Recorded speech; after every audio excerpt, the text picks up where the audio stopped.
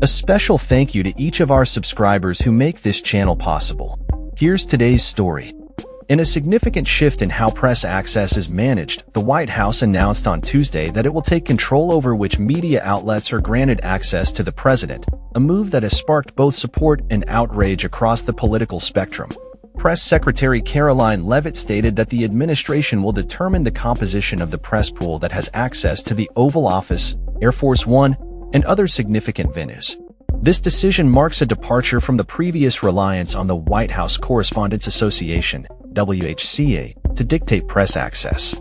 A change that Leavitt argues is necessary to ensure a broader representation in the media coverage of the presidency. The WHCA has traditionally been viewed as a gatekeeper in determining which journalists get to ask questions in intimate settings, a role that Leavitt claims has led to a monopoly over press privileges by a select group of journalists. A select group of DC-based journalists should no longer have a monopoly over the privilege of press access at the White House, she stated emphatically. This announcement comes at a time when the Associated Press, AP, found itself in the crosshairs of this new policy after being barred from the Oval Office for failing to recognize a controversial executive order by President Trump, which renamed the Gulf of Mexico to the Gulf of America. The AP's request for a temporary restraining order to regain access was denied by a federal judge, further complicating the media landscape surrounding the White House. Leavitt defended the administration's stance, stating that covering the American presidency in such limited spaces is a privilege, not a legal right. This assertion has raised eyebrows among media watchdogs and advocates for press freedom, who argue that the administration's move is an attempt to control the narrative and limit scrutiny. Critics of the administration, including members of the WHCA, have expressed concern that this decision undermines the foundational principles of a free press. They argue that it sets a dangerous precedent for future administrations to follow, potentially leading to further restrictions on media access. The backlash has been swift, with many journalists and media organizations rallying to defend the principles of press freedom and the role of the WHCA.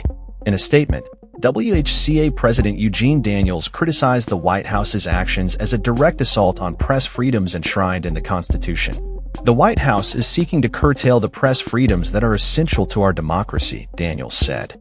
As the debate continues, the implications of this policy shift remain to be seen. Will the administration's new approach to media access lead to a more diverse representation of voices in the press pool, or will it further entrench existing biases and limit critical coverage of the presidency? Only time will tell. Meanwhile, the political landscape is buzzing with other developments. Doug Mastriano, a Republican figure in Pennsylvania, is reportedly considering another run for governor in 2026, setting the stage for a potential rematch with current Governor Josh Shapiro. Additionally, House Republicans are pushing forward with a budget resolution, with assurances from House Majority Leader Steve Scalise that it does not include cuts to Medicaid.